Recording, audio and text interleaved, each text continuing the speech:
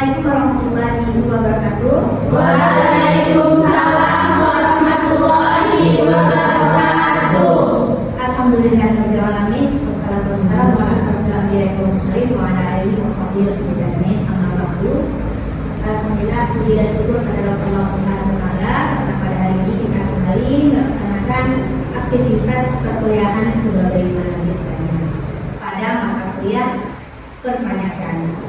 Oke, adik-adik, sebelumnya ditanya dulu dalam suasana yang masih sangat pagi hari ini, udah sarapan atau belum? Sudah. Oke, sebelum kita memulai perkuliahannya, kita awali dengan membaca doa. Oke, silakan. Bismillahirrahmanirrahim. Alhamdulillahirabbil alamin wassalatu wassalamu ala asyrofil anbiya'i wal mursalin wa ala alihi washabihi ajmain. Bismillahirrahmanirrahim. Rabbi zidni ilman warzuqni fahman waj'alni minas sholihin. Walhamdulillahirabbil alamin. Oke, baik. Setelah kita membacakan doa, jadi sebelum Ibu memulai menyampaikan materi perkuliahan hari ini, jadi sebelumnya Ibu absen dulu ya. Ismayati Lubis, Deswita Fitriani, Nabila Syakira, Alia Khairunisa, Muhammad Riki, Rizky Sipa, Nada Rizkia Amanda, Yuita Diananda, Adinda Fitri Alestari. Baik, pada pagi hari ini kita akan memulai dengan pertemuan pertama kita. Jadi kita awali dengan materi pada mata kuliah perpajakan, itu adalah tentang pengetahuan perpajakan.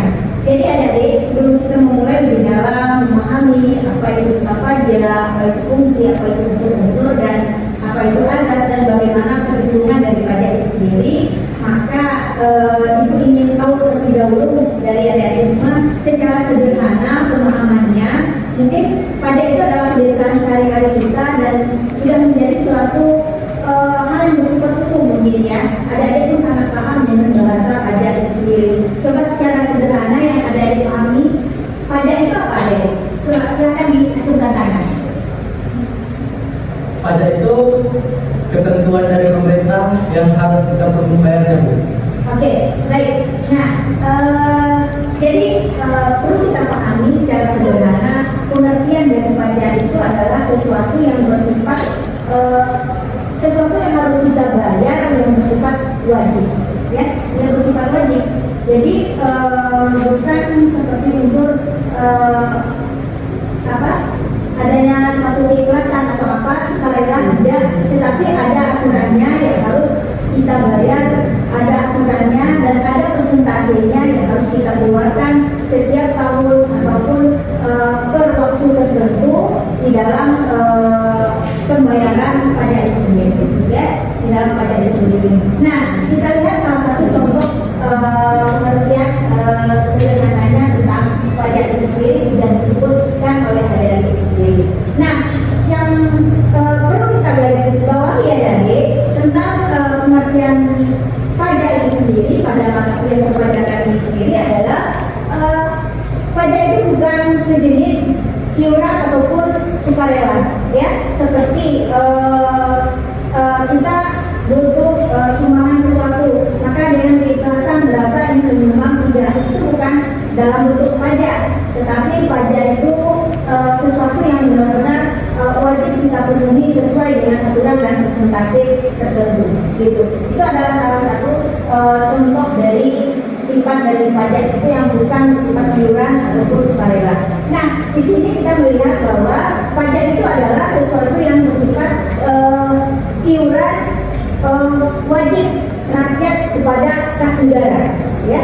Jadi setiap kita ini kalau sudah nanti ada kewajiban, kita wajib membayar pajak untuk kepada kas negara. Itu salah satu bentuk dari sederhana dari pajak itu sendiri. Nah, kita melihat di sini pajak itu sendiri diatur oleh undang-undang. Ya, pajak itu sendiri diatur oleh undang-undang dan menjadi jadi pajak itu bersifat memaksa, terus juga berdasarkan undang-undang dan jika tidak dibayar berarti bersifat melanggar hukum. Nah, berikutnya itu adalah tanpa kontrak prestasi langsung. Nah, itu yang bersifat pajak. Jadi pembayaran pajak itu tidak menerima imbalan secara langsung yang dapat ditunjukkan secara individual, ya. Jadi kalau pajak itu sendiri memang harus kita bersifatnya memang ada aturan-aturan yang diatur oleh pemerintah yang harus kita penuhi dan bersifat wajib. Berikutnya tentang definisi secara sederhana. Jadi setiap proses bagaimana pembelajaran kita tentang materi perpajakan ini tentu selalu ada teori dan tokoh yang mengeluarkan pajak itu sendiri. Nah, salah satu dari definisi tentang pajak itu sendiri adalah dari Rahmat Sumitro. Jadi dari Rahmat Sumitro ini adalah menyatakan bahwa iuran kepada kas negara yang digunakan untuk membiayai pengeluaran umum negara. Terus berikutnya adalah dengan tidak ditunjukkan secara kontrak prestasi individual. Jadi yang bersifat selalu ada yang rutinitas yang bersifat kita biaya mengeluarkan biaya ke kas negara itu sendiri. Nah, menurut para tokoh yang kedua itu pengertian tentang pajak itu sendiri adalah dari BCA Andriani. Itu adalah iuran kepada negara terutama ditujukan untuk membiayai pengeluaran umum. Dan nanti kita akan membahas tentang pengeluaran umum itu apa saja. Gitu. Oke, sebelumnya di sini sebelum Ibu melangkah lebih jauh, silakan ada yang ingin bertanya tentang pajak itu sendiri.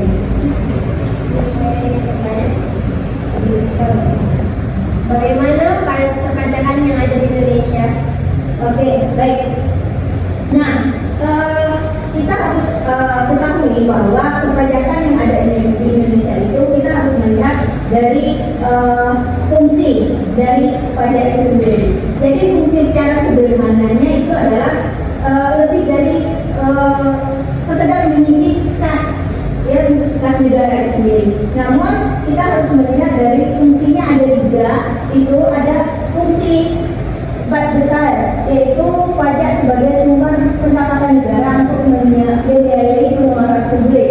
Jadi salah satu contohnya seperti pembangunan infrastruktur, pendidikan dan kesehatan. Itu sumbernya itu adalah dari pajak. Seperti pembangunan misalkan infrastruktur, misalkan seperti pembangunan rel kereta api, jalan tol, terus juga pendidikan. Salah satunya kita bagaimana kita memajukan pendidikan yang ada di Indonesia itu adalah seperti adanya program-program pendidikan baru. Itu sumber pembiayaannya adalah dari antaranya adalah dari pajak itu sendiri. Nah, oke.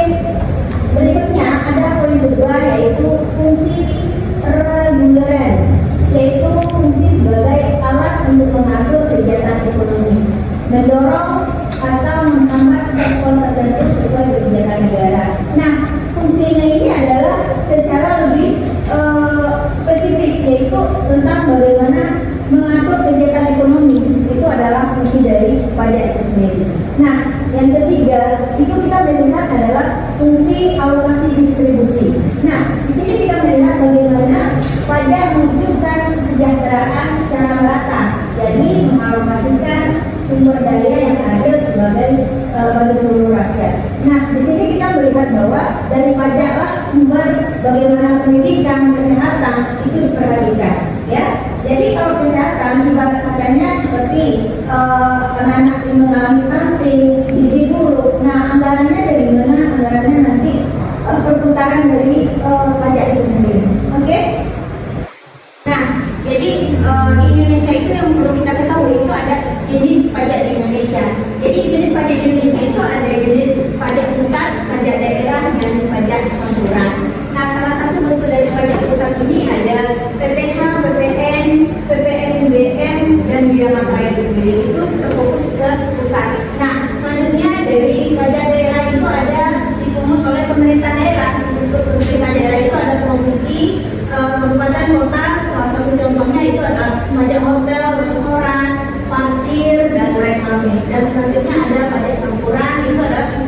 bumi dan bangunan. Jadi kita harus ketahui terlebih dahulu sumber dari pajak itu sendiri itu adalah salah satu contohnya itu adalah setiap kita itu memiliki NPWP. Jadi kalau sudah memiliki NPWP itu berarti bertanda bahwa kita sudah wajib pajak. Jadi inilah salah satu bentuk dari pengantar dari perpajakan itu sendiri. Ya, mungkin demikian materi yang